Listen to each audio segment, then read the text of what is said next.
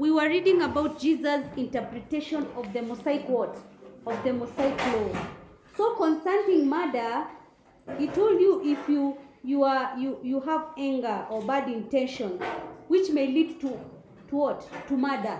Even if you've not killed someone, that is already a what? A murder.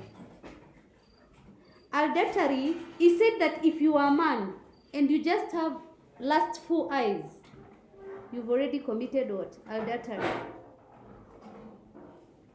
On divorce, Jesus said that marriage should be a lifelong union. There should not be divorce. That is what we were reading. And the use of oath, Jesus asserted that it is wrong to swear by heaven or by what? Earth. And on vengeance, he said that you should forgive. So therefore, on vengeance, you should not revenge.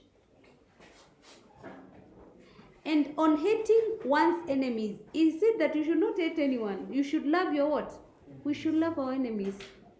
On discrimination against non-Jews, he said that one should treat others as he would like them to treat her or him.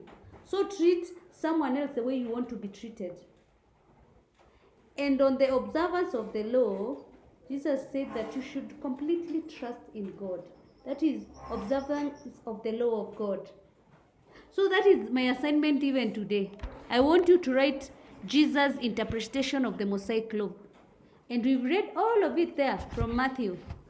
So how Christians contribute in the maintenance of law and order. How you as a Christian, how do you contribute in maintaining harmonious or upholding harmony in the society?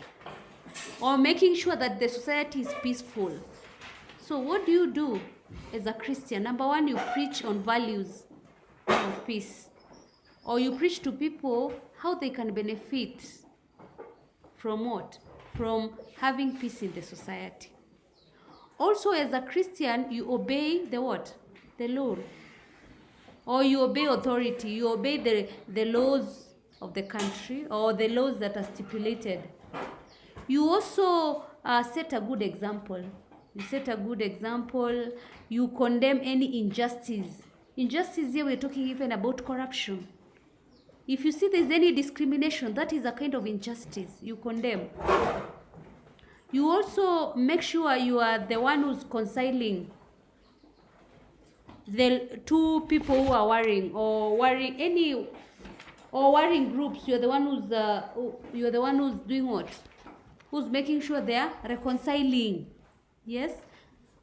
And a good example is in school. When you see one student fighting with the other, you're not supposed to cheer.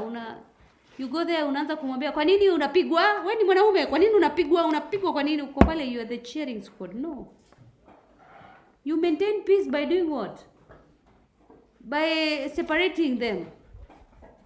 Yes, and you go, you talk to both of them in the different times. You tell them to cool down, not to make things escalate. Also, you educate people on their rights. Yes, you educate people on their rights. And you support all the groups that are fighting for justice. And of course, as a Christian, you're supposed to pray for what? For peace.